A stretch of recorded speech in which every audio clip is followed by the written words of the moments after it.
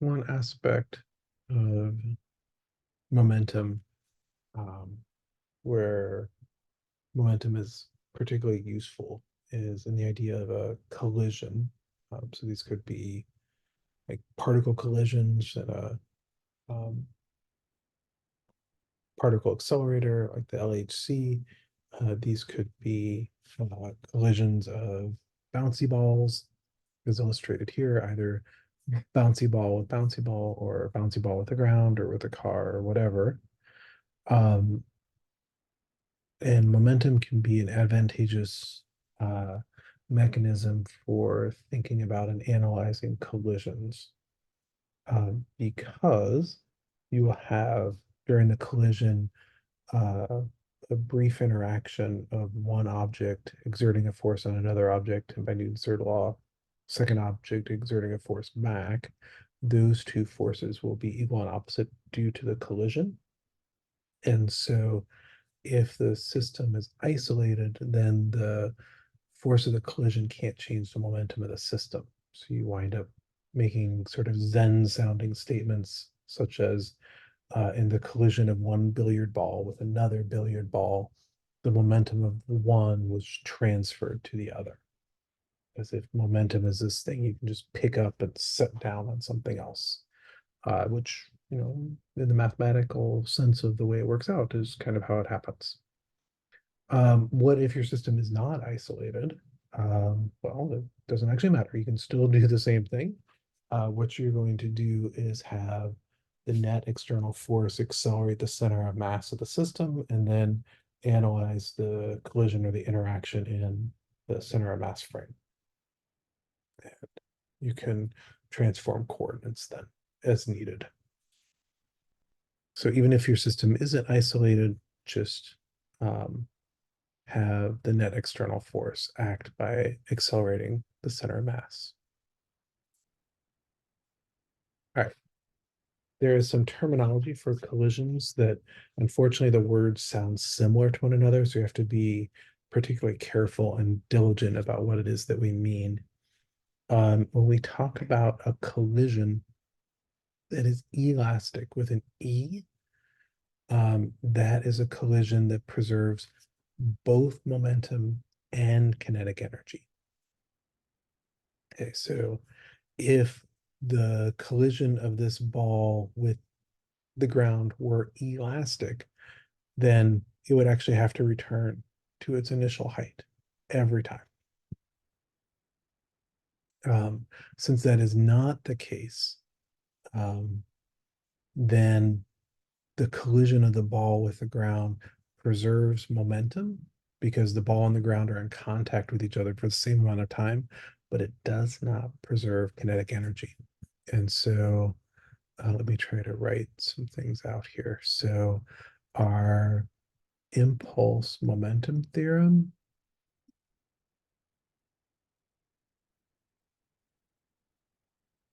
is the impulse is equal to change in momentum.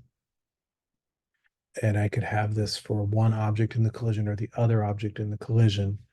The key is that those two objects interact for the same amount of time. There is no choice in that. I can't have two different interaction times. When I look at the equivalent statement in terms of energy, we'll have the dot product of the force with a displacement. Delta R is equal to the change in kinetic energy. Now,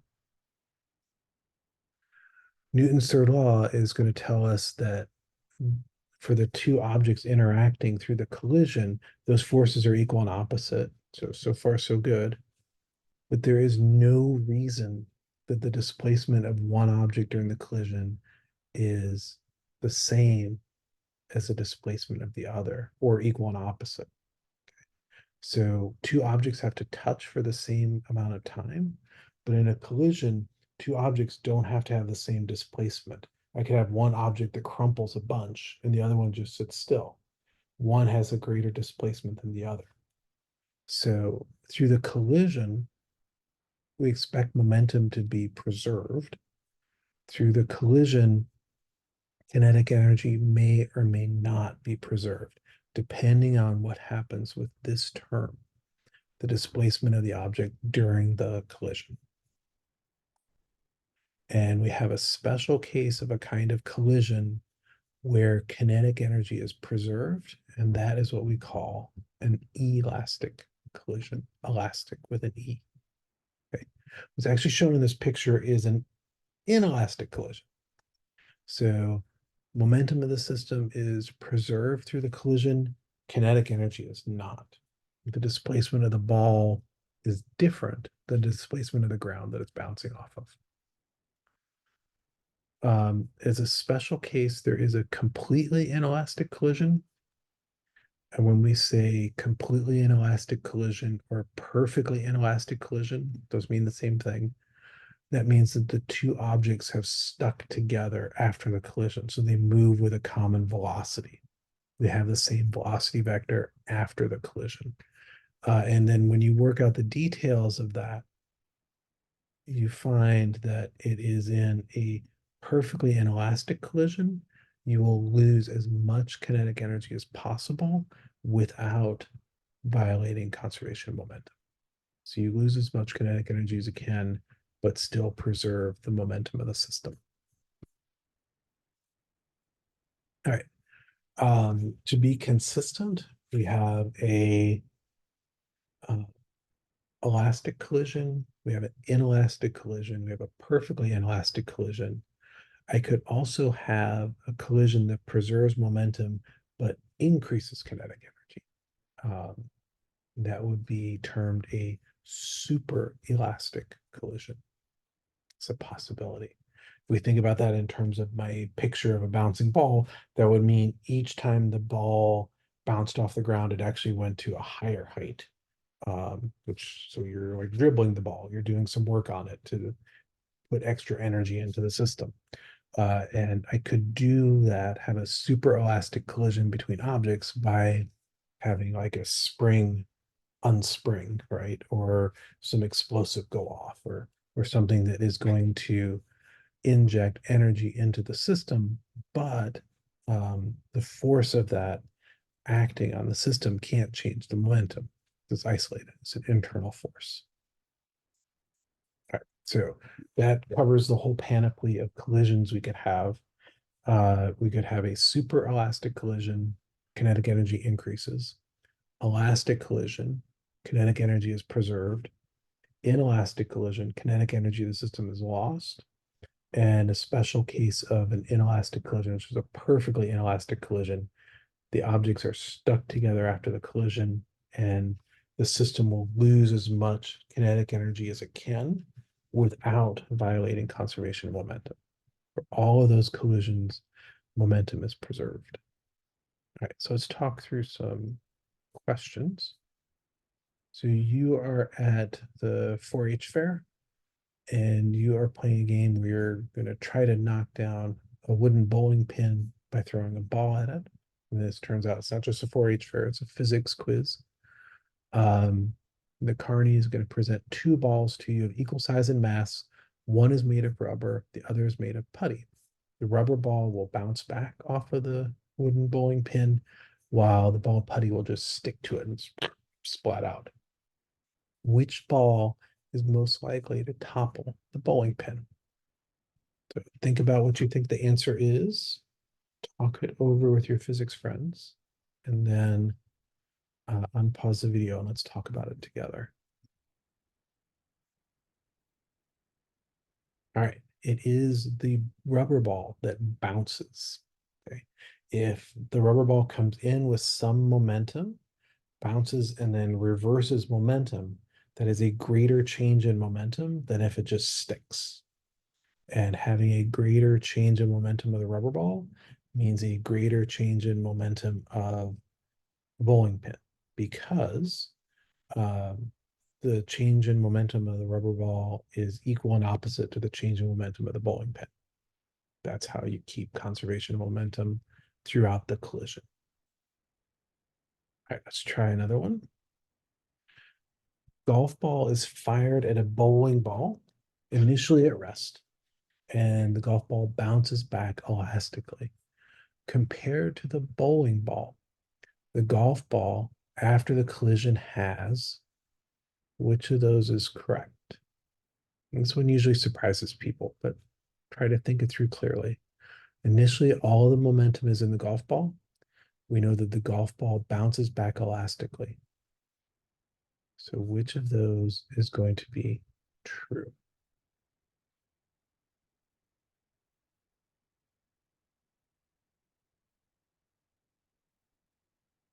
All right, the golf ball is going to have less momentum after the collision, but more kinetic energy. So here's why.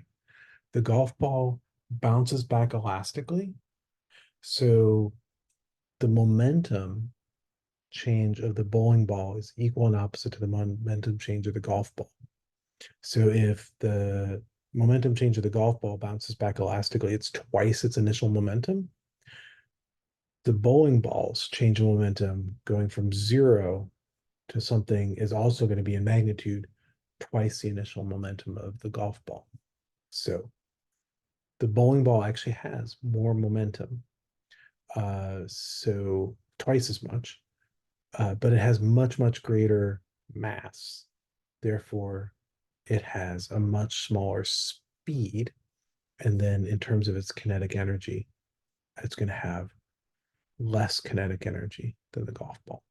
So after the collision, compared to the bowling ball, the golf ball has less momentum, but more kinetic energy. Let's try another one. A golf ball is fired at a bowling pin initially at rest, bowling ball initially at rest, and sticks to it. Compared to the bowling ball, the golf ball after the collision has, which one of those is true? So we're talking now about a perfectly inelastic collision because the two are stuck together. So think about which of those statements is correct. Talk it over with your neighbors, and then unpause the video and we'll talk about it. All right. So now, if they stick together, they move with the same velocity. So the bowling ball and golf ball have the same speed. So the golf ball having much less mass is going to have less momentum and also less kinetic energy because they have the same speed. So everything just comes down to mass. And at least when I go bowling, my bowling ball is much bigger than the typical golf ball I use when I golf. Okay, fun little contraption. You see a cart. The cart is initially at rest on a track with very little friction. It's a horizontal track. So you don't have to worry about uphill, downhill. Going to throw balls at a partition, and the partition is rigidly mounted onto the cart. Observe that the balls bounce back as shown in the figure. Is the cart set into motion? Which of those options is true? Yes, it moves to the right. Yes, it moves to the left. No, it remains in place. All right, so think it through, talk about it. Maybe compare this to the idea of like a swamp boat, airboat. And then once you've come to consensus with your physics friends, unpause the video and we'll go over it together. All right, so it is going to move to the left, and I'm going to present a couple ways for you to think about that. The first way to think about that is that to imagine I just have some system and I don't know anything about what is happening inside my system. I can't even see my system. All I see is it has some wheels and is on a track. And that system shoots out balls with momentum to the right every once in a while. Well, if momentum is being carried out to the right, then the rest of the system has to have momentum to the left. So in fact, yes, it is going to start moving and it has to move to the left. All right, now another way to think about it more in terms of Newton's laws of motion.